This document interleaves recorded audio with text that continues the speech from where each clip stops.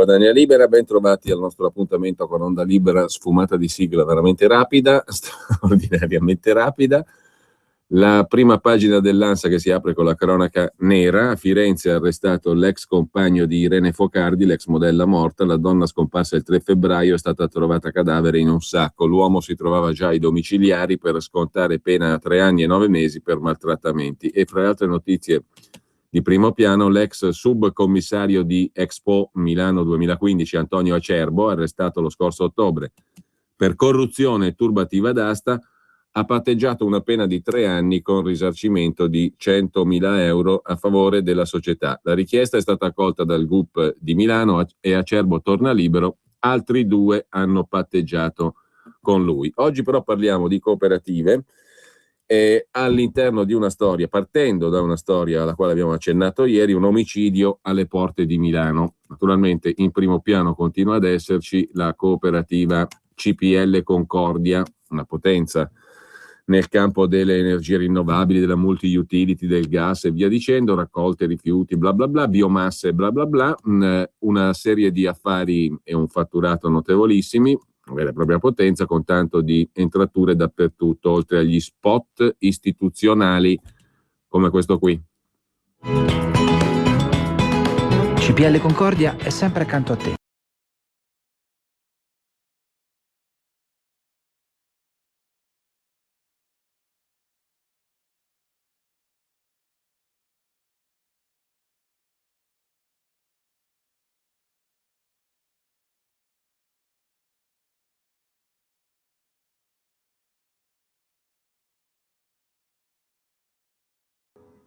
Energia che migliora la vita, e l'ha migliorata senz'altro anche ai dirigenti della CPL Concordia. Lo spot era magnificamente poetico, con una coccinella che si posa sulle dita di una leggiadra fanciulla e poi prende il volo, il tutto sullo sfondo della campagna, dei cascinali tipicamente del centro Italia e di un'atmosfera agreste, idillica, bucolica.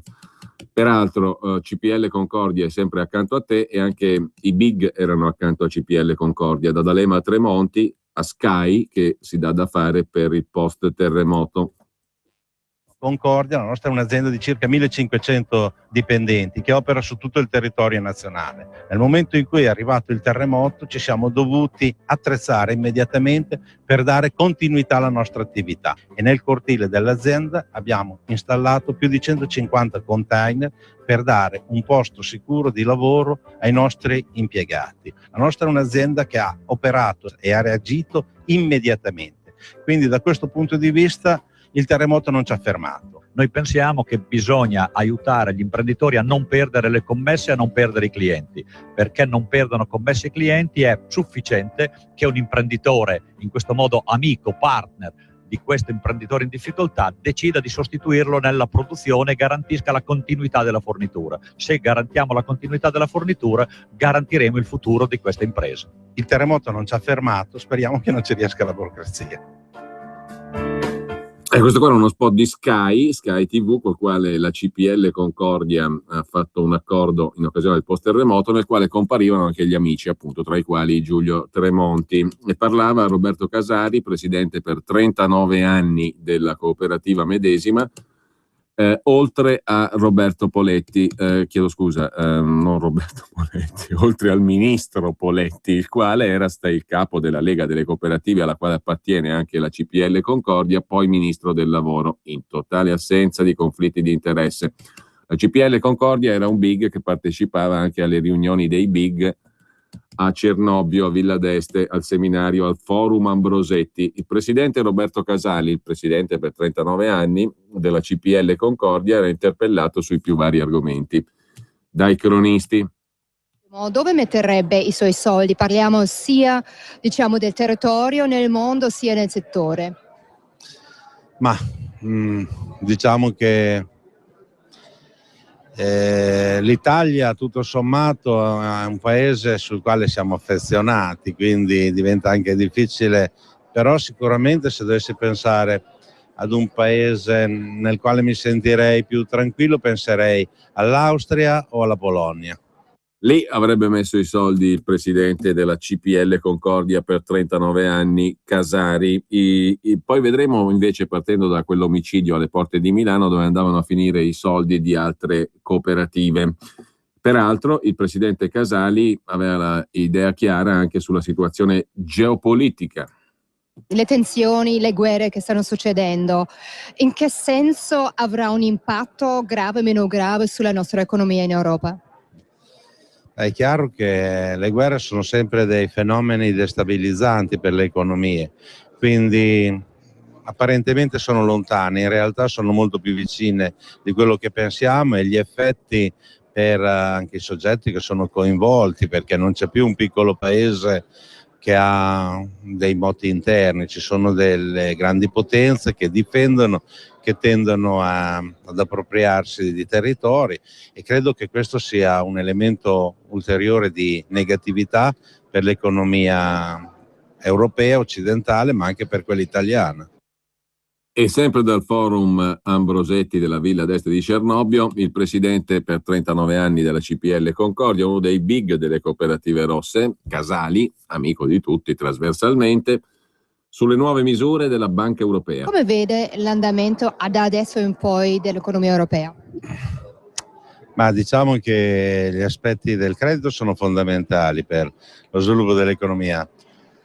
E in un paese che diventa sempre più povero e che quindi il rischio della deflazione emerge, è chiaro che bisogna inserire degli elementi per riattivare i consumi e l'economia. Credo che questo sia la direzione giusta. Ecco, bisogna vedere quanto le banche riusciranno ad immettere nel circuito per finanziare le imprese, e soprattutto anche quanto le imprese hanno voglia di investire nel nostro paese, perché le tasse sono elevate e quindi sono anche attratti da paesi limitrofi all'Italia. Non c'è bisogno di andare in Cina per delocalizzare, basta andare in Austria, in Svizzera, in Francia, in Irlanda, per avere condizioni fiscali anche diverse.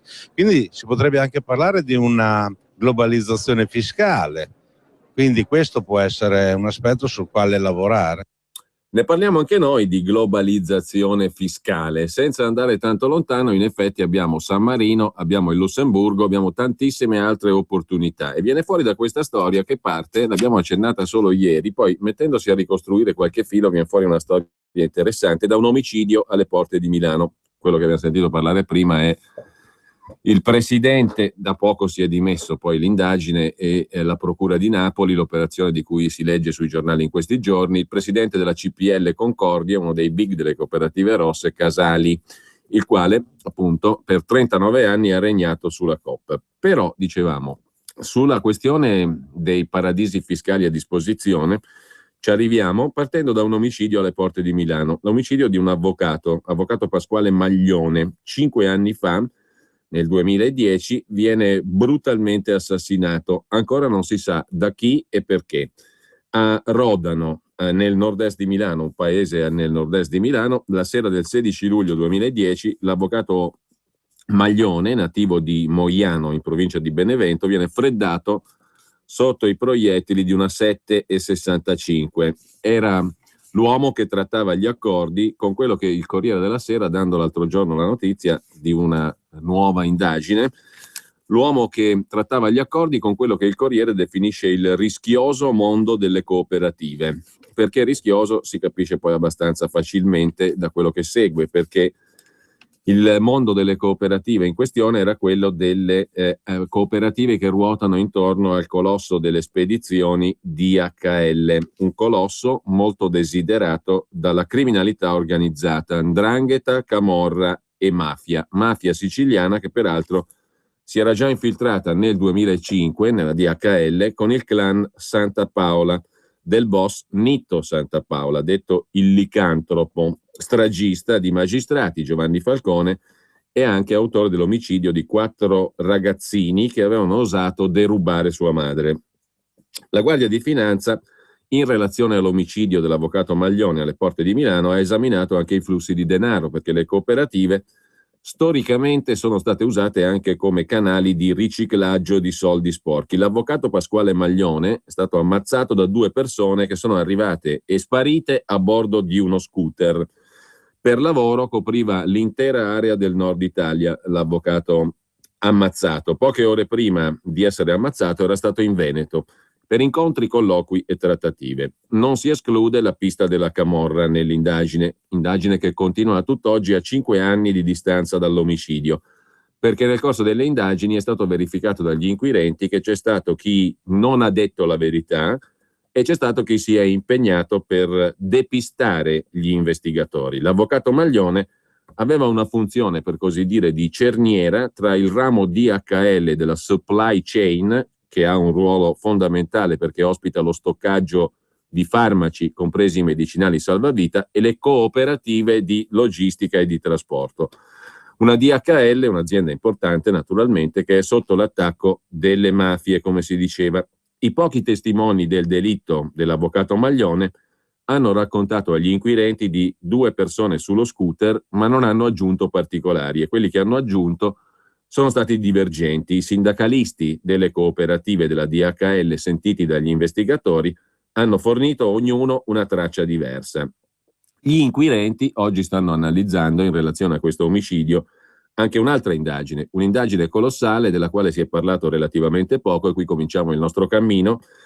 L'inchiesta sull'evasione fiscale per 1.700 milioni di euro di un altro consorzio di cooperative, il consorzio di cooperative Gesconet, che è attivo anche all'interno della DHL, un consorzio che si occupa di trasporti, facchinaggio, pulizie e vigilanza privata. La Guardia di Finanza ha scoperto nell'indagine Gesconet che c'era una contabilità parallela, c'era la contabilità ufficiale, quella certificata, e poi c'era la contabilità nascosta, quella utilizzata per le mazzette, per le tangenti, per gli affari sporchi, per la gente da comprare in cambio di un favore o da comprare in cambio del silenzio, per dare una versione dei fatti falsa e inventata. Insomma, una vera e propria strategia criminale. Dell'indagine Gesconet, dicevamo, si sono occupati relativamente in pochi, eppure è un'indagine colossale per una evasione fiscale supposta dagli inquirenti della Guardia di Finanza altrettanto gigantesca. Sono 62 gli indagati nell'inchiesta sul gruppo consorzio di cooperative Gesconet per sospetta frode all'erario per 1.700 milioni di euro dal 2001 fino a oggi. Uno degli ultimi articoli pubblicati da Il Tempo il 19 febbraio scorso cercava di fare il punto, perché da questa indagine sul consorzio di cooperative Gesconet ne è nata un'altra per appalti illeciti ottenuti dalla stessa Gesconet con il Comune di Roma e con la Camera dei Deputati. Un fascicolo che il quotidiano romano definisce esplosivo, anche se finora è venuto fuori ben poco. Diversamente invece sono venute fuori le bottiglie di vino di D'Alema, i libri di D'Alema, i libri di Tremonti comprati dalla CPL Concordia, cioè tutto quello che serve per fare un po' di folklore e di spettacolo. Qua che siamo davanti a una evasione da 1.700 milioni di euro, con rapporti con enti istituzionali, fra i quali il Comune di Roma, la Camera dei Deputati, ma non solo. L'indagine ha toccato il Veneto, Padova, il Piemonte, la regione Piemonte all'epoca. Il fascicolo è definito esplosivo, ma giustamente in questo caso non ne esce nulla. Gli accertamenti di indagine hanno fatto luce su un vasto sistema di frode con coinvolgimento di pubblici ufficiali e altri imprenditori, oltre al gruppo delle cooperative Gesconet. Dalle verifiche emergono spunti di indagine che inducono i magistrati della Procura di Roma, in questo caso, ad aprire un secondo filone di indagine che riguarda tangenti per ottenere appalti con uffici e istituzioni pubbliche, tra le quali il Comune di Roma, appunto, e la Camera dei Deputati. La Guardia di Finanza ritrova negli uffici di Pierino Tulli e Maurizio Ladaga, che sono i 2 vertici, il primo è il presidente della Gesconet, del consorzio di cooperative, una contabilità parallela, cioè una lunga lista di istituzioni pubbliche con segnato di fianco una somma in euro. La somma sarebbe, secondo gli inquirenti, il valore delle tangenti per ottenere appalti. Tulli e Ladaga, i 2 al top della Gesconet, avrebbero ideato un sistema per intascare 160 milioni di euro con false fatturazioni, bancarotte fraudolente e operazioni di riciclaggio di denaro sporco, con una catena di ben 250 società legate al gruppo madre, al consorzio di cooperative. Negli anni si sarebbero costituiti fondi neri finalizzati al pagamento delle tangenti alle istituzioni pubbliche, ritiene la Guardia di Finanza. Il caso Gesconet è un caso relativamente poco trattato. Hanno preso posizione nelle regioni coinvolte, che abbiamo citato prima, dal Piemonte al Lazio al Veneto, hanno preso posizione alcuni gruppi isolati di sindacati di base. Le ipotesi di reato sono pesanti, come dicevamo, a carico del consorzio Gesconet, associazione a delinquere, bancarotta fraudolenta e reati tributari, per quella somma favolosa di evasione fiscale di 1.700 milioni. Il caso Gesconet ha suscitato preoccupazioni nelle regioni toccate dalla vicenda giudiziaria, una tra le altre la città di Piacenza, dove il presidente di Federlavoro Servizi Confcooperative Gianluca Bonatti, alla notizia delle indagini, ha subito messo le mani avanti. Il sindacato di base Sicobas, sempre a Piacenza, ha messo in luce che il gruppo TNT, in quel caso, perché oltre alla DHL, il settore è anche sempre quello, vigilanza privata, trasporti, facchinaggio e pulizie, oltre alla DHL, la cooperativa, il gruppo di cooperative lavorava anche in TNT. La TNT è olandese, le cooperative del gruppo Gesconet che reclutano il personale, cioè i facchini, sono delle scatole cinesi, ha denunciato il Sicobas, in cui i responsabili e capitali danzano in un valzer di irreperibilità, cioè vai a capire chi c'è dietro. TNT e Gesconet hanno referenti nel governo, amicizie nei sindacati e non si fanno scrupoli rispetto ai propri lavoratori, denunciava il sindacato di base. L'indagine della Guardia di Finanza, che è partita dal caso Gesconet, sottolineava ancora il sindacato di base Sicobas, potrebbe scoperchiare il vaso di Pandora di quelle cooperative, tante che si sono rivelate solo una comoda copertura societaria per la gestione delle esternalizzazioni dei servizi pubblici, della logistica per i grandi gruppi. Ma la storia Gesconet poi ci porta a personaggi che hanno avuto un rilievo nelle vicende pubbliche e specialmente giudiziarie di livello particolare, come vedremo, perché partendo da questo omicidio e dal caso Gesconet arriviamo in tutt'altra destinazione. Piano piano ci arriviamo, adesso c'è la pubblicità. 2,5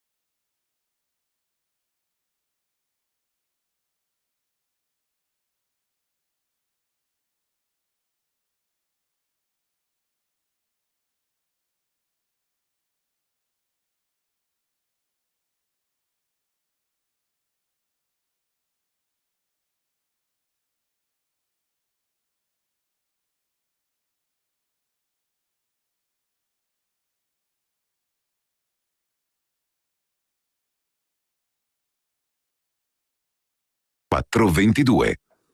Bene, sulla vicenda Gesconet è stata presentata un'interrogazione parlamentare dalla deputata del Movimento 5 Stelle Laura Castelli. La risposta ancora non si conosce, ma lì veniva riassunta la questione a partire dall'ottobre, 21 ottobre del 2014. Il comunicato stampa della Guardia di Finanza dava notizia dell'operazione che è stata ribattezzata miliardo, anche se i miliardi sono quasi 2. 1.700 milioni sottratti all'erario. Un'operazione della Guardia di Finanza che nell'ottobre scorso porta al sequestro di beni per centinaia di milioni di euro. L'operazione è condotta dalla Procura di Roma, che naturalmente si avvale della Guardia di Finanza. Il sequestro preventivo confisca oltre 100 milioni di euro di beni nei confronti della Gesconet, con 62 indagati per i reati, dicevamo, di associazione a delinquere, bancarotta fraudolenta, riciclaggio e reati tributari. Il riciclaggio ci porterà poi a quella diversificazione fiscale, globalizzazione fiscale di cui parlava il presidente della CPL Concordia, Casari, che abbiamo sentito prima. L'evasione sarebbe stata perpetrata dal consorzio di cooperative Gesconet, la cui figura apicale, dice la Guardia di Finanza, è Pierino Tulli. La cooperativa si occupa di trasporti, facchinaggio, pulizie, vigilanza privata. È stata individuata, spiega la Guardia di Finanza, una contabilità parallela prevedibilmente usata per pagare mazzette a funzionari della pubblica amministrazione. Le mancate entrate per il fisco, fa sapere la Guardia di Finanza, sono valutate in 1.700 milioni. Il sequestro di beni per centinaia di milioni di euro si svolge nelle regioni Lazio, Lombardia, Piemonte, Veneto e Sardegna. 90 immobili tra uffici, unità residenziali e opifici, dice la Guardia di Finanza, 2 aziende, numerosi mandati fiduciari e oltre 100 rapporti bancari. Il meccanismo fraudolento, spiega ancora la Guardia di Finanza, è stato utilizzato dal 2001 fino al momento degli arresti e delle perquisizioni e delle confische, cioè nell'ottobre scorso, per 13 anni, e consisteva nell'affidamento di servizi in subappalto a società cooperative appositamente costituite da parte delle società consortili amministrate dagli indagati. Queste società appositamente costituite si aggiudicavano gli appalti da enti pubblici, da società private di rilevanza nazionale, e le cooperative a loro volta, mediante l'emissione di fatture per operazioni inesistenti, accertate dalla Guardia di Finanza per circa 400 milioni di euro, accreditavano il denaro ricevuto ad altre cooperative cosiddette finali. I conti di queste cooperative finali venivano poi svuotati mediante prelevamenti in contante non giustificati da alcuna logica commerciale. Si parla cioè del cosiddetto ciclo cartiere truffe carosello, dice la Guardia di Finanza. Il denaro veniva poi illecitamente distratto, cioè rubato, e veicolato da parte dei responsabili delle cooperative su conti correnti intestati a società fiduciarie a San Marino e in Lussemburgo, la globalizzazione fiscale di cui parlava il presidente CPL, per il successivo reimpiego poi nel settore immobiliare, cioè si acquisivano proprietà immobiliari. Le cooperative cosiddette finali, dopo essere state svuotate e depauperate, venivano messe in liquidazione e sostituite da ulteriori società neocostituite, che ciclicamente subivano il medesimo iter di svuotamento e di abbandono. Questo ha consentito ai 2 imprenditori e agli altri 60 indagati a vario titolo, i 2 imprenditori sono Tulli e Laddaga, al vertice della società cooperativa del gruppo consortile di cooperative Gesconet, ha consentito questo meccanismo ai 2 di conseguire un illecito cospicuo profitto, determinando inoltre pesanti effetti di distorsione della concorrenza nei settori dove operava il loro gruppo imprenditoriale, che grazie alle maggiori risorse liquide disponibili e ai conseguenti ribassi praticati nelle procedure d'affidamento riusciva a ottenere numerosi appalti anche pubblici. Il Fatto Quotidiano si occupò nell'ottobre scorso della vicenda con questo titolo in un articolo: TNT Piacenza, dopo le minacce ai lavoratori, l'ombra della criminalità organizzata. E qui apriamo l'altro capitolo. La tregua tra i facchini e l'azienda dopo le proteste per buste paga false e contratti in nero. E emerge intanto che il consorzio di cooperative Gesconet, che gestisce le cooperative Stella e Vega per conto dell'azienda leader nella logistica, TNT, sarebbe coinvolta in indagini di mafia. Nello stesso articolo si legge che 6 filiali lombarde della TNT sono sotto la lente della magistratura per infiltrazioni dell''ndrangheta, visto che, secondo gli inquirenti, la scalata agli affari della TNT è una tipica manifestazione della criminalità mafiosa realizzata grazie a relazioni particolari. Al quartier generale della TNT arrivavano in visita personaggi di tutto rispetto, a cominciare da Davide Flacchi, figlio di Pepe, uno dei capi clan dell''ndrangheta radicata al nord. In visita veniva anche un personaggio insospettabile, un ex colonnello dei carabinieri passato alla security privata e ritenuto grande amico dei rampolli delle 'ndrine di 'ndrangheta. Quanto al vertice del consorzio di cooperative Gesconet, Pierino Tulli chi è? Romano, nato nel 41, nasce come semplice edicolante e finisce nel business dei trasporti. è accusato dalla Procura di Roma di essersi appropriato di 160 milioni di euro insieme al suo braccio destro, la Daga, e di avere sottratto alle casse dello Stato 1 miliardo e 700 milioni di euro, con una contabilità parallela creata con somme erogate creata per erogare somme ad appartenenti a pubbliche amministrazioni per finalità illecite, insomma tangenti. Nelle perquisizioni viene anche ritrovata, come dicevamo, la contabilità parallela. Non ci sarebbero però i nomi di politici né di partiti, ma solo l'elenco degli intermediari che avrebbero fatto pressioni. Che Pierino Tulli avesse qualche interesse in politica viene fuori anche dalle dichiarazioni disgiunte presentate alla Camera. Nel 2005 l'ex edicolante, divenuto una potenza delle cooperative, con la Gesconet finanzia i DS di Roma e sono gli stessi DS che poi lo appoggiano quando Tulli mira ad acquistare la Lazio Calcio. Dal 2004 infatti le cronache calcistiche iniziano a raccontare in retroscena della scalata alla Lazio, contesa tra Tulli e Claudio Lottito, che poi avrà la meglio.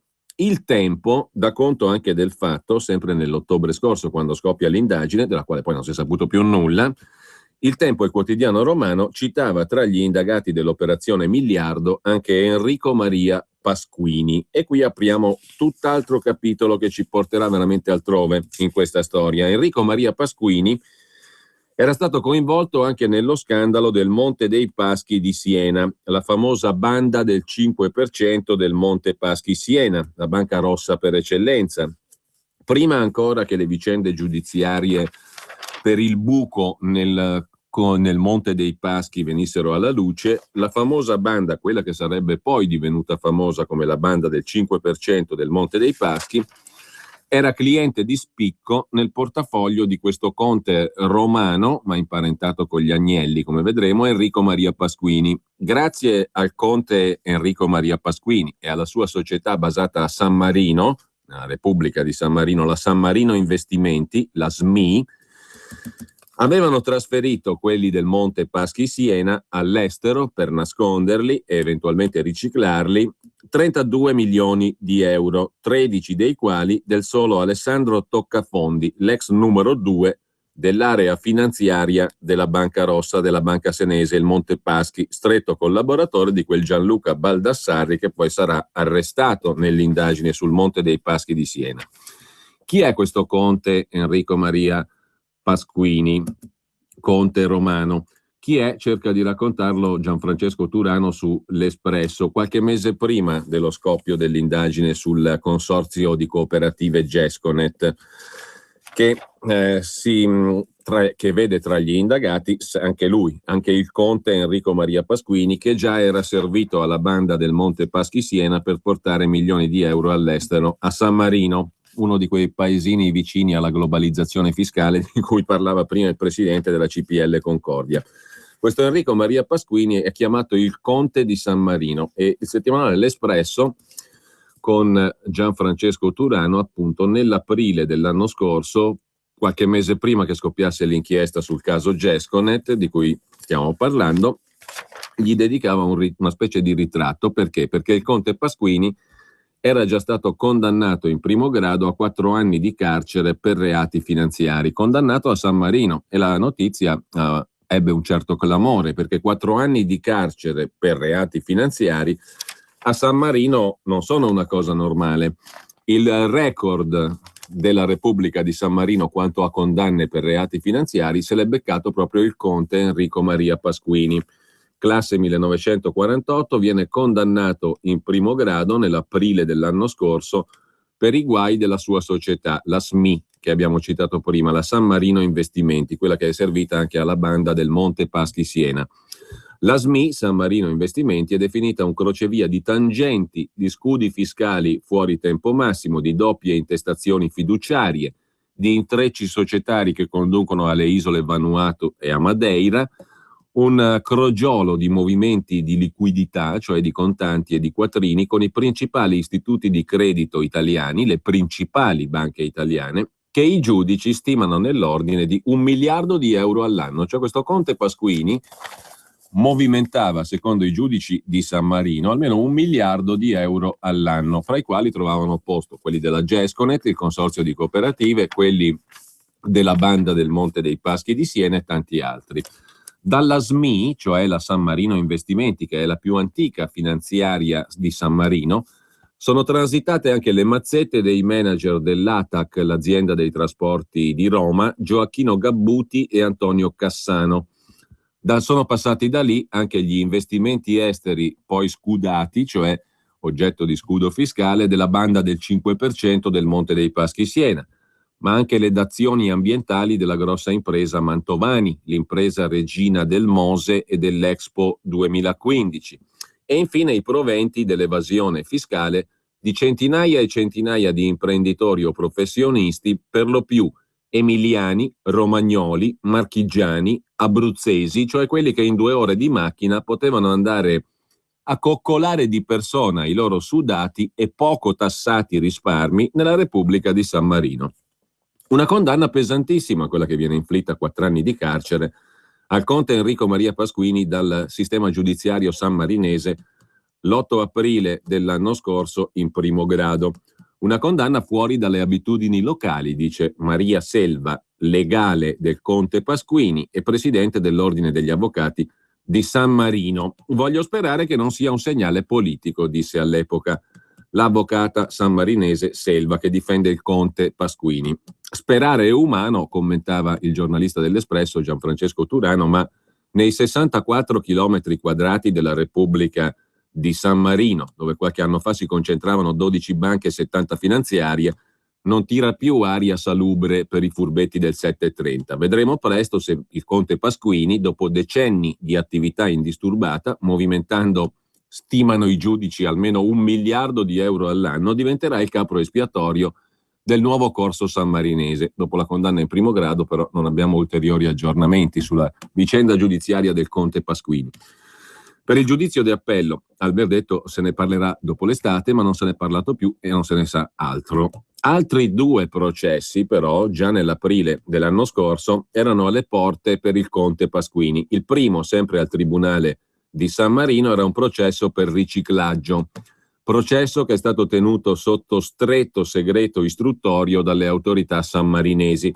Il secondo processo invece era a Roma. Se ne occupava il PM Perla Lori ed era un processo incentrato su Amfora. Questo è il nome di una società fiduciaria italiana impiegata dal conte Pasquini per le sponde con la Repubblica di San Marino, dove il nobile romano, per completare la sua offerta di servizi alla sua clientela, si era intestato anche la SMIB, che sta per San Marino International Bank, una banca nata sulle ceneri della Banca del Titano, a sua volta fallita dopo essere stata per anni il punto di riferimento dell'evasione fiscale italiana. E qui si apre ancora un altro processo, quello contro i vertici della Tercas, la cassa di risparmio di Teramo, che si sarebbero serviti anche loro della struttura del conte Pasquini per acquisire la SMIB, la San Marino International Bank, senza comunicarlo alla Banca d'Italia, che era contraria all'operazione. Quindi siamo partiti dall'omicidio alle porte di Milano, attraverso il caso Gesconet siamo arrivati a San Marino col conte Pasquini, che prestava servizi per un sacco di persone, compresi quelli della Gesconet, compresi la banda del Monte dei Paschi, compresi tanti altri, movimentando 1 miliardo di euro all'anno.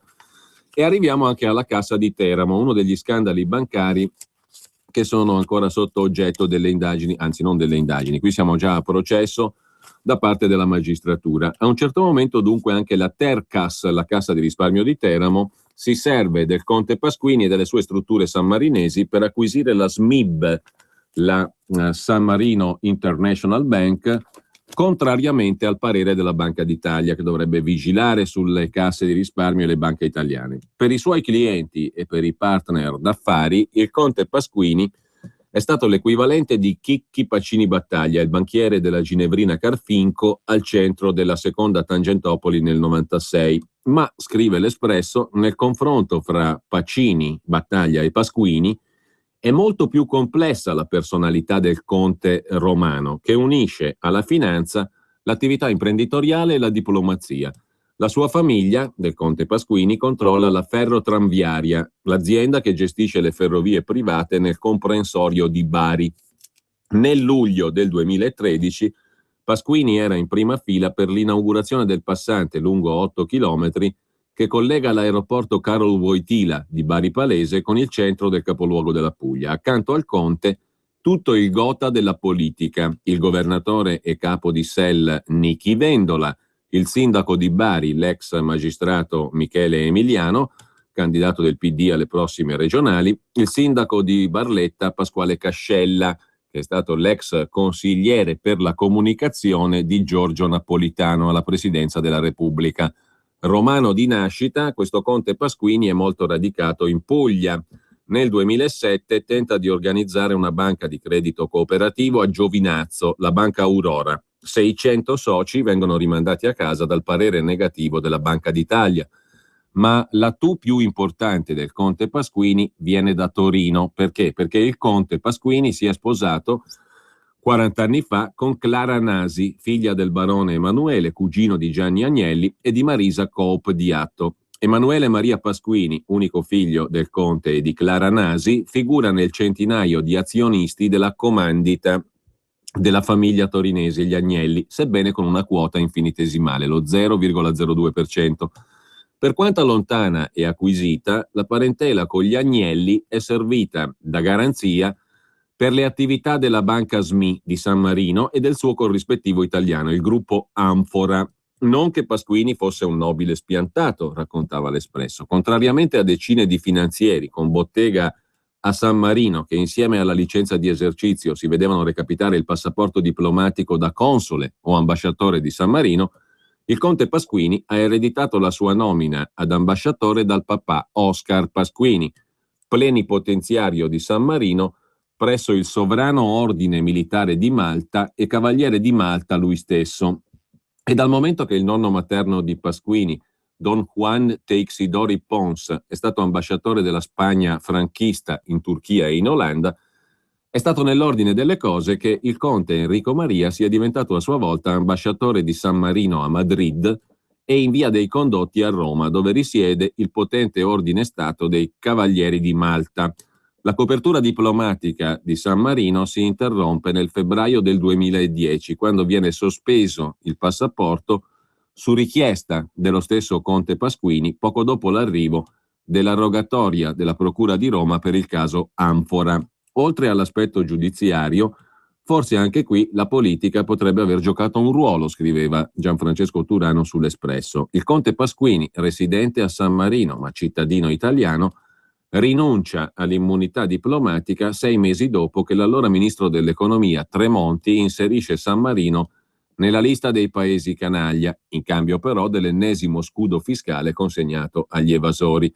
Ma la rinuncia al passaporto sammarinese da parte di Pasquini non significa dire stop al business. Il sistema SMI-SMIB, le due banche sammarinesi del conte, continua a funzionare grazie a un'ulteriore parentela, ancora una volta all'insegna dell'aristocrazia. La sorella del conte Pasquini, Gloria Maria Pasquini, sposa il nobile napoletano Andrea Pavoncelli. Fra cognati, l'intesa finanziaria funziona alla perfezione, grazie alla United Investment Bank, che viene aperta da Pavoncelli a Vanuatu, nel lontano Pacifico meridionale, per fornire una nuova e super schermata sponda al ping pong di bonifici fra Italia e San Marino. I pubblici ministeri che indagano per la truffa al Monte Paschi Siena rilevano un passaggio a fine 2009 di 1.400.000 euro partiti da un conto della United Investment Bank delle isole Vanuatu a nome del manager del Monte dei Paschi di Siena, Alessandro Toccafondi, cifra scudata attraverso la SMI di San Marino e la sua controllata italiana, la fiduciaria appunto del conte Pasquini a Roma, Amfora. Il manager del Monte Paschi Siena, Toccafondi, è stato il vice di Gianluca Baldassarri, cioè il capo dell'area finanza del Monte Paschi Siena, arrestato dalla magistratura senese. Complessivamente ha scudato 14 milioni.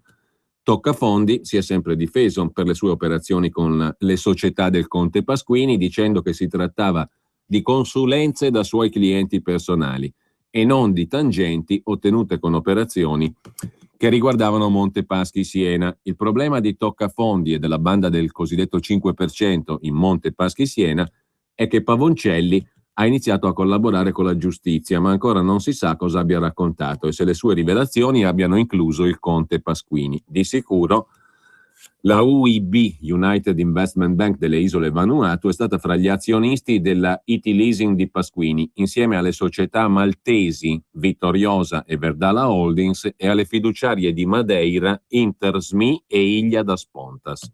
Numerosi dunque i clienti di questo Pasquini, compresa la Tercas, come abbiamo visto, cioè la cassa di risparmio di Teramo, sulla quale poi ci sarebbe da fare tutto un discorso a parte, perché qui è un'altra vicenda che ci porta a determinati ambienti, interessi e personaggi. Intanto va detto che l'ultima notizia relativa al consorzio di cooperative Gesconet, del quale abbiamo parlato prima, è del 20 marzo scorso. Si parla ancora di un allargamento dell'inchiesta su Gesconet, il consorzio di cooperative del facchinaggio, pulizie e trasporti, responsabile, secondo la procura, di una mega evasione da oltre 1 miliardo e 700 milioni. Il 20 marzo scorso i militari della Guardia di Finanza sono entrati negli uffici della regione Lazio per acquisire altra documentazione, oltre a quella già precedentemente acquisita per alcuni appalti affidati al consorzio di cooperative Gesconet. Secondo i PM, Gesconet ha gestito gli appalti per più di un decennio in regime di totale monopolio. Ma apriamo questa parentesi Tercas perché partendo dalla Gesconet e tramite il conte Pasquini siamo arrivati anche alla Cassa di risparmio di Teramo, un altro degli scandali bancari che ci conduce poi ad altri personaggi che abbiamo già incontrato tanti anni fa nel corso delle nostre puntate di Onda Libera. Milioni di euro sottratti alla banca teramana, la Tercas, Cassa di risparmio di Teramo, falsificazione di carte, occultamento di fatti e atti e poi forzature sui requisiti per ricevere prestiti. Tutto grazie a un direttore, il direttore della banca, complice e amico. Un fiume di denaro che usciva dalla banca di Teramo, secondo quel che ricostruisce la procura, per finire, attraverso vorticosi passaggi di mano, compresi quelli del conte Pasquini di cui sopra, in società di amici e fondi di investimento in paradisi fiscali, più di una volta anche su conti bancari dello stesso ex direttore della Tercas a Singapore o in un altro fondo misterioso in Lussemburgo, alchimie finanziarie che hanno permesso un arricchimento illecito a un manipolo di persone. Tutto questo dietro alla richiesta di rinvio a giudizio avanzata dalla Procura di Roma per Antonio Di Matteo, l'ex direttore della Tercas, della Cassa di risparmio di Teramo, e altre 15 persone. L'ex direttore della Tercas è accusato di reati gravissimi e di fatto avrebbe creato i presupposti per il dissesto della banca che poi è stata acquistata dalla Banca Popolare di Bari. Il processo è iniziato l'11 febbraio scorso e vede coinvolto, oltre all'ex direttore della banca teramana, la sua compagna Cinzia Ciampani, gli imprenditori Raffaele Di Mario, poi conosceremo meglio tutti i soggetti perché tutte queste vicende sono estremamente interessanti, rimandano ad altre e si intersecano con altre storie che abbiamo già raccontato o di cui abbiamo letto. Gli imprenditori dunque Raffaele Di Mario, finiti sotto processo, Francescantonio Di Stefano, che è l'imprenditore abruzzese televisivo di 7 Gold, del canale televisivo 7 Gold di Avezzano, e altri imprenditori che mano a mano nomineremo, ma qui spicca tra gli indagati un nome di un certo peso, Vittorio Casale, l'immobiliarista rosso, massone autodichiarato, che era uno dei più stretti consulenti di Giovanni Consorte nella famosa scalata di Unipol alla Banca Nazionale del Lavoro, alla BNL nel 2005. Vittorio Casale merita un discorso a parte e lo faremo. Persone offese nel processo alla Tercas teramana sono la Banca d'Italia, la stessa Tercas e i curatori fallimentari di alcune società del gruppo dell'imprenditore costruttore edile Raffaele Di Mario, un altro nome poco conosciuto ma che ha una biografia interessantissima, come vedrete. Il reato più grave contestato agli accusati nell'indagine sulla Cassa di risparmio di Teramo, la Tercas, è quello di associazione a delinquere con la finalità di essersi associati, dicono gli inquirenti, al fine di commettere delitti di ostacolo alla funzione di vigilanza, di appropriazione indebita, di bancarotta fraudolenta e anche qui di riciclaggio anche transnazionale. Il reato è contestato all'ex direttore della Tercas Di Matteo, direttore della banca dal giugno del 2005 al 30 settembre del 2011, perché avrebbe avuto una gestione proprietaria della banca, cioè avrebbe gestito il patrimonio bancario come cosa propria, esercitando un potere assoluto di decisione delle pratiche di concessione dei finanziamenti. Il tutto naturalmente nella incapacità da parte della politica, che attraverso le nomine nelle fondazioni aveva pure un occhio sulla banca Tercas, e lì vuol dire oligarchia rossa abruzzese, nell'incapacità della politica di notare alcunché che andasse storto. Una montagna di soldi che poi finivano ai vecchi amici del direttore della Tercas, che erano già clienti a loro volta di Unipol Banca, la banca dalla quale proveniva Di Matteo, il direttore della Tercas. Insomma, il giro è un po' sempre quello e le persone sono sempre relativamente poche. Il direttore di Unipol Banca diventa il direttore della Tercas a Teramo, negli Abruzzi. Si tratta naturalmente di una delle persone più vicine a sua volta a Consorte, il numero uno della Unipol, l'emanazione, diciamo così, assicurativa delle cooperative rosse, di cui tanto si parla in questi giorni, Unipol, giusto appunto. Consorte era il numero uno di Unipol, che si dà alla scalata della BNL. E Di Matteo è stato ai servizi di Consorte in Unipol Banca, dalla quale proviene questo personaggio Di Matteo, che poi diventa direttore della banca teramana. Tercas, una montagna di soldi, finiscono anche ai già clienti della Unipol di Consorte, e lo stesso Consorte gli chiede aiuto per la scalata alla BNL. Living. Ma non si diceva soggiorno? Vi sembrerà tutto nuovo. Dalle Merlin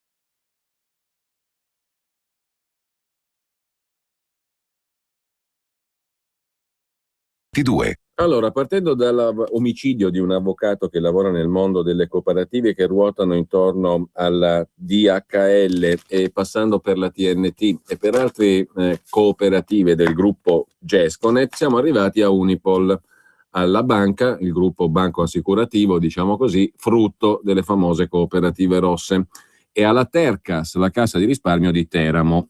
Dalla banca Unipol proviene infatti il direttore della Cassa di risparmio di Teramo, che finisce da ultimo nell'ottobre scorso sotto indagine. E peraltro i rapporti fra il direttore della Tercas di Teramo e la Unipol non erano rapporti da poco, perché lo stesso numero uno di Unipol, nella famosa estate delle scalate bancarie parallele BNL e Anton Veneta, il numero uno di Unipol, il famoso consorte, quello che parlava con Fassino, D'Alema e Latorre nei colloqui tutti mandati in onda in questa rubrica, lo stesso consorte, quando Di Matteo, che prima lavorava da lui alla Unipol, era già arrivato alla Tercas, la cassa di risparmio di Teramo, chiede a Di Matteo, alla Tercas, un fido da 60 milioni per tentare la famosa scalata alla Unipol, quella del Fassino abbiamo una banca, per cui Berlusconi dovrà pagare 80.000 euro per aver pubblicato la frase di Fassino. Una scalata che costò poi una condanna a 3 anni e 10 mesi allo stesso consorte. 60 milioni consorte li chiede alla Tercas, la cassa di risparmio di Teramo, per la scalata BNL.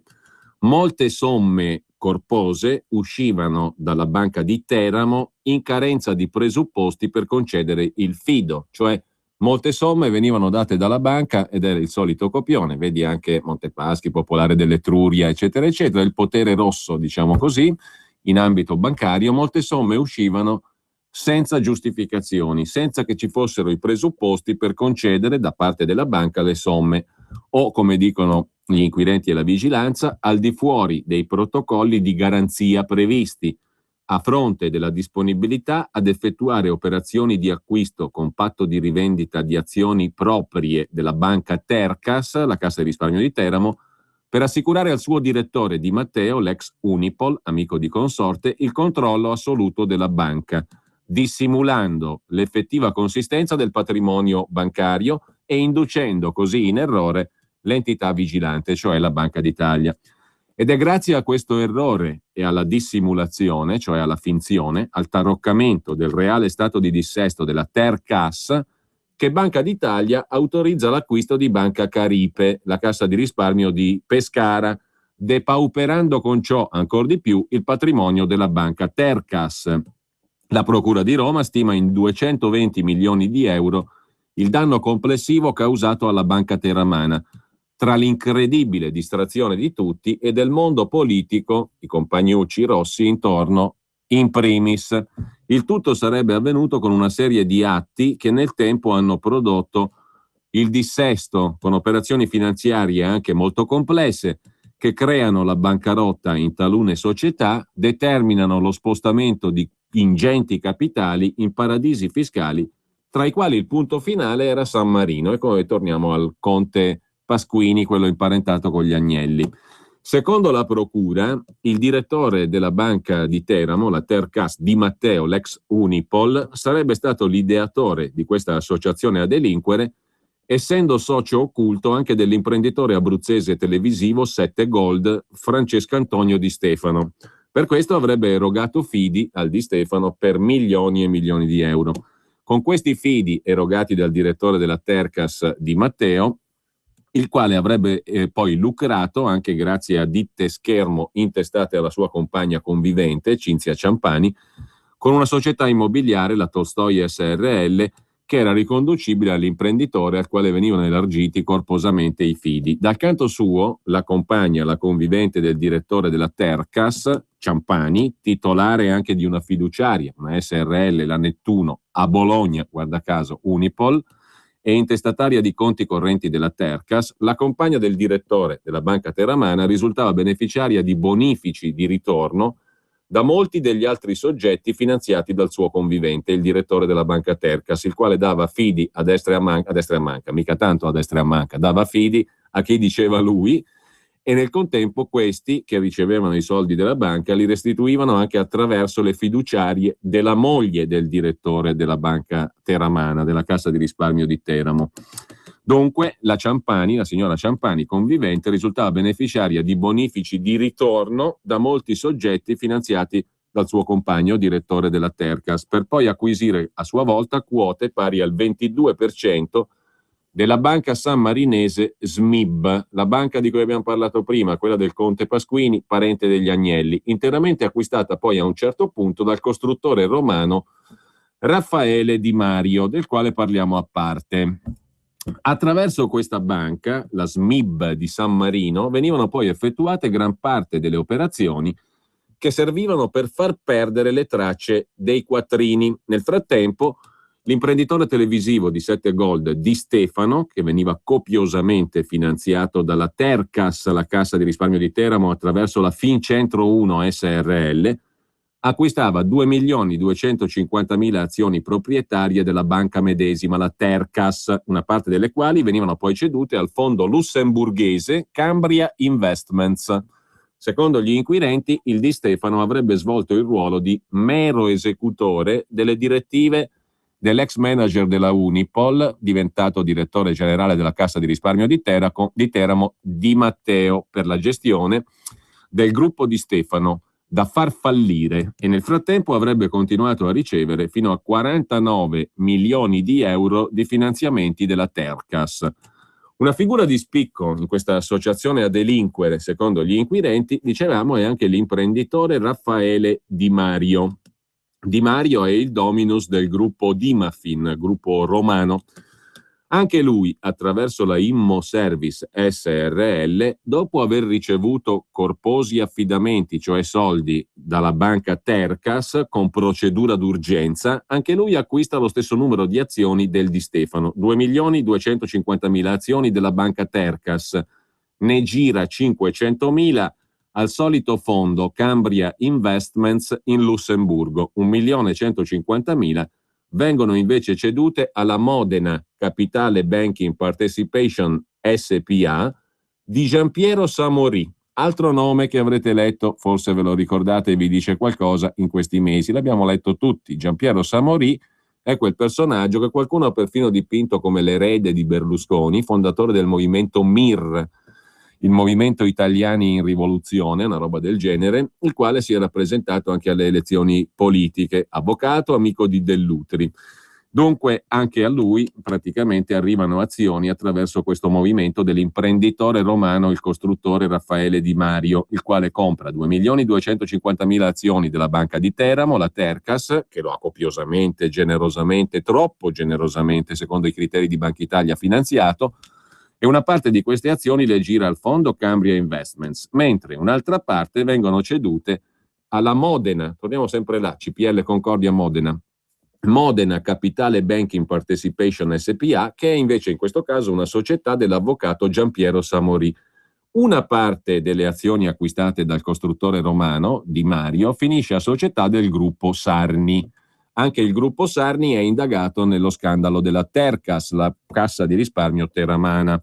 Le origini del gruppo Sarni, un gruppo attivo nel settore della ristorazione, risalgono agli inizi degli anni 70, quando i 5 fratelli Sarni, originari di Ascoli Satriano, provincia di Foggia, avviano un'attività di gestione di bar, pizzerie e ristorazione insieme alla gestione di distribuzione carburanti nell'ambito della rete autostradale del Meridione d'Italia. Attorno a metà anni 90 il gruppo Sarni dei 5 fratelli foggiani avvia un programma di sviluppo anche sulla rete dei centri e dei parchi commerciali presenti sul territorio nazionale, con l'apertura di diversi punti vendita. Si espande poi in aree d'affari come la gestione di gioiellerie e oreficerie, ubicate prevalentemente nei centri commerciali. Vedi il sito sarnioro.it. E poi anche un altro business è quello dell'attività immobiliare, prevalentemente la vendita di appartamenti e immobili, oltre che residenziali, anche per affari o centri direzionali. Poi, dopodiché, sviluppa l'affiliazione commerciale, cioè il franchising, sempre con insegna Sarni, tanto che Sarni Ristorazione diventa uno tra i primi operatori della ristorazione italiana. Abbiamo detto che tra gli indagati della vicenda Tercas c'è anche Giampiero Samorì, presidente del MIR, i Moderati in Rivoluzione, avvocato, esperto di finanza, amico di Dell'Utri, ma anche docente universitario, nonché ambasciatore a Parigi della Repubblica di, avete indovinato, la Repubblica di San Marino. Giampiero Samori acquista per il tramite delle sue società 2.400.000 azioni della Banca Terramana, quella guidata dall'ex Unipol Di Matteo, e anche lui risulta, Samori, abbondantemente finanziato dalla stessa banca, dalla Tercas, grazie all'intervento del direttore della Tercas, Di Matteo, che infatti propone Samori come cliente affidabile anche alla Banca Popolare di Spoleto, dopo la cessazione del rapporto di Samori con la Tercas. I crediti concessi dalla Banca Terramana dell'ex Unipol Di Matteo a Samori sono oggi incagliati per un totale di 11.500.000 euro e difficilmente torneranno nelle casse della banca. In totale, dal 2008 al 2010, Samori, secondo gli inquirenti, avrebbe beneficiato di finanziamenti per più di 24 milioni di euro. Dove li mette i soldi l'avvocato amico di Dell'Utri e fondatore del MIR, Moderati in Rivoluzione? Li gira a favore della gestione Grandi Hotel Central Park SRL, al fine di comprare dalla società Ripresa SRL un complesso immobiliare destinato ad attività commerciale a Bologna al prezzo di 19 milioni di euro. Seguono una serie di operazioni finanziarie anche in paradisi fiscali, ma sempre con base a San Marino, che hanno come beneficiarie delle società riconducibili alla sopracitata convivente, la compagna di Antonio Di Matteo, cioè il direttore generale della Tercas, ex Unipol, ex amico di Giovanni Consorte, il numero 1 della Unipol. Insomma, avete capito? Qua il soldo gira, ma alla fine viene mangiato. Per quanto riguarda il gruppo Sarni, indagato nell'indagine Tercas è anche il signore della ristorazione Antonio Sarni, l'imprenditore a capo del gruppo Sarni di cui abbiamo detto prima. Secondo la procura, il signore della ristorazione pugliese, e non solo, era partecipe attivo dell'associazione a delinquere perché anche lui ha contribuito ad acquistare 500.000 azioni della banca Tercas per il tramite della società Finsud, un'altra SRL, e della SRL Maglione, come il cognome dell'avvocato ucciso alle porte di Milano, dopo aver beneficiato di numerosi fidi che venivano concessi in carenza dei presupposti.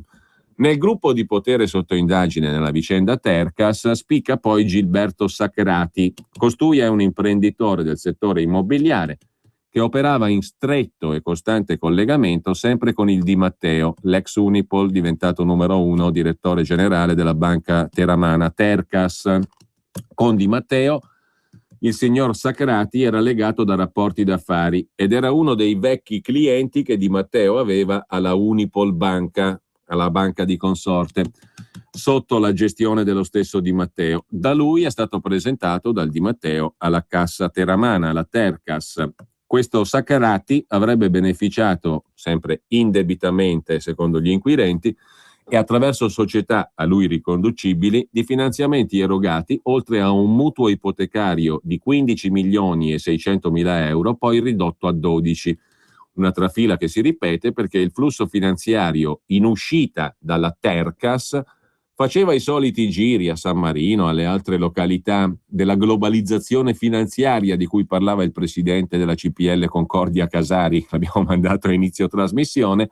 Insomma, gira che ti rigira, poi alla fine la trafila si ripete e i quattrini in uscita dalla banca Tercas finiscono alle solite società degli altri indagati e a quelle riconducibili al direttore generale della Tercas, l'ex Unipol, Di Matteo, e alla di lui convivente compagna. Il meccanismo era consolidato e secondo la procura le operazioni avevano un solo scopo, quello di far perdere le tracce del denaro. Per questo le operazioni dovevano passare su conti correnti d'appoggio, e qui entrano in campo i vari conti pasquini, situati in Svizzera, Lussemburgo, Singapore, Gran Bretagna. A San Marino invece risiedevano i conti correnti finali destinatari delle somme, che sono secondo gli inquirenti la prova di appropriazione indebita, riciclaggio, distrazione e bancarotta fraudolenta. Fra gli indagati, che ancora dovranno rispondere alla giustizia perché il processo si sta tenendo, e fra gli indagati, si sta tenendo, può essere letto in molti modi, ma si sta comunque tenendo. Tra gli indagati che dovranno rispondere del reato di ostacolo all'esercizio delle funzioni di vigilanza c'è anche Lino Nisi. Lino Nisi è il presidente della Tercas, il quale avrebbe materialmente realizzato una serie di artifici per aggirare i controlli, destinando agli imprenditori Di Stefano, Di Mario, Samorì, Isoldi, Sarni e gli altri indagati, acquirenti a loro volta di azioni della banca, finanziamenti erogati in carenza di presupposti di affidabilità. Ad oggi costoro sono tutti debitori della banca, cioè sono parte del buco della banca Tercas. Il presidente Nisi e gli altri avrebbero poi occultato dei fatti o raccontato fatti non rispondenti al vero sulla situazione patrimoniale e finanziaria della banca, occultando documenti e fatti che avrebbero invece dovuto comunicare per legge all'ente vigilante, alla Banca d'Italia. Tra le mancate comunicazioni, anche gli intrecci di interessi con la Banca di San Marino, la già citata SMIB, San Marino International Bank del Conte Pasquini, e il relativo acquisto del capitale di quest'ultima, perché a un certo momento la banca del Conte Pasquini viene venduta proprio alla Tercas, la Cassa di risparmio di Teramo. Un'operazione volta a evitare la liquidazione della Banca di San Marino, operazione realizzata con la vendita di 7 milioni e mezzo di euro di azioni della Tercas possedute da Di Stefano e con la concessione di un finanziamento che la Tercas delibera d'urgenza per 2 milioni e mezzo. In particolare il presidente Nisi e il direttore Di Matteo della Tercas si guardarono bene dall'informare la vigilanza del fatto che gestivano anche la Banca di San Marino attraverso un loro fiduciario, Roberto Petropaoli, un dipendente della stessa Tercas messo in aspettativa per ricoprire la carica di direttore generale della San Marino International Bank. Per quanto riguarda poi l'appropriazione indebita, la Procura riesce a ricostruire gli affidamenti impropri agli amministratori amici e agli imprenditori amici che avrebbero causato lo stato di bancarotta della Banca Terramana e che risultano erogati fino a tutto il marzo 2013, cioè ben oltre il periodo in cui il Di Matteo se n'è già andato, cioè il direttore generale della Tercas è già andato via dal 2011, ma fino a tutto il 2013 il sistema continua. Nello specifico, al gruppo del costruttore romano Di Mario vanno 25 milioni e 300 mila euro, al gruppo dell'imprenditore Di Stefano, il patron di Italia 7 Gold, 49 milioni di euro, al gruppo Natali 25,4 milioni, al gruppo Isoldi 28,2, all'avvocato Samorì la banca concede 11,3 milioni, al gruppo di Vittorio Casale, l'immobiliarista rosso massone sul quale dobbiamo aprire un capitolo a parte, ben 40 milioni, al gruppo Sacrati 21 milioni, al gruppo De Rosa 30, e la banca è pronta per essere svenduta. Come dicevamo, a processo finisce anche Vittorio Casale, immobiliarista di fiducia di Giovanni Consorte, il numero 1 di Unipol, ma anche finanziere e consulente e figura centrale in molti affari che legano Bologna con la Hopa, che legano naturalmente la Unipol di Consorte, di cui è immobiliarista di fiducia Vittorio Casale,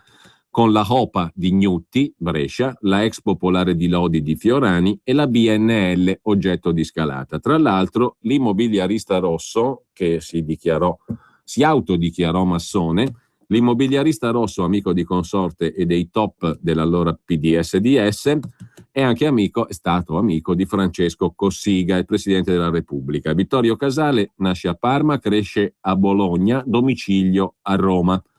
Per sua stessa ammissione è un massone. Il padre lo introduce nel mondo delle cooperative rosse. Francesco Casale, il papà, era infatti legato al potentissimo Partito Comunista bolognese negli anni 60. Il padre di Vittorio Casale arrivò fino a occupare la poltrona di provveditore alle opere pubbliche a Bologna, uno dei centri di potere dal quale dipendevano i finanziamenti delle opere pubbliche. Negli anni '80 si occupa di una miriade di operazioni immobiliari, piccole e grandi, nel mondo della cooperazione, finché conosce e guadagna la stima di Giovanni Consorte, il presidente e amministratore delegato di Unipol, l'emanazione bancario-assicurativa delle celeberrime cooperative rosse. Cosicché Vittorio Casale entra nel capitale di alcune delle società della galassia Unipol. Casale finisce a processo, ne stiamo parlando, per la Tercas di cui abbiamo parlato prima, la Cassa di risparmio di Teramo. È una delle vicende giudiziarie che lo riguardano nel corso della sua vita. Credo abbia 50 anni, 51 adesso Vittorio Casale, che a un certo punto, dicevamo, grazie al papà, che è stato un big del PC, provveditore alle opere pubbliche, Schei, Quattrini anche lì, Casale entra nel capitale di alcune delle società della galassia Unipol, diventa azionista di Fingruppo, che è la società che controlla la OPA del finanziere bresciano Gnutti, e di Melior Banca, la banca d'affari che doveva fondersi con Unipol Banca. Nel 2005 Unipol vende i suoi immobili non strumentali al fondo statunitense Glenbrook, rappresentato dall'avvocato Alvaro Pascotto, poi coinvolto da Consorte nella scalata BNL, di cui compra lo 0,5%,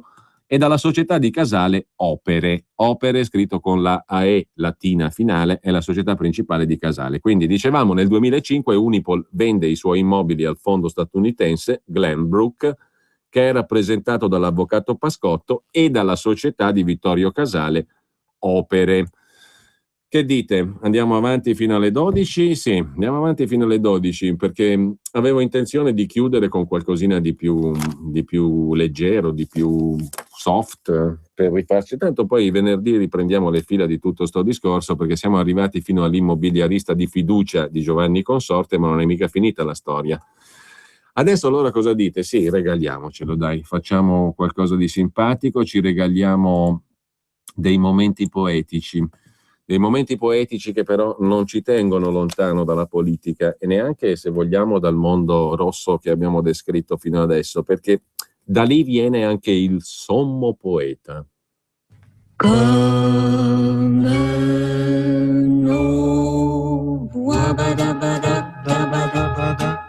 Chante tout babadabada dabadabada, nos cœurs y voient badabada, comme une chance, comme un espoir. Avrete letto che Sandro Bondi e la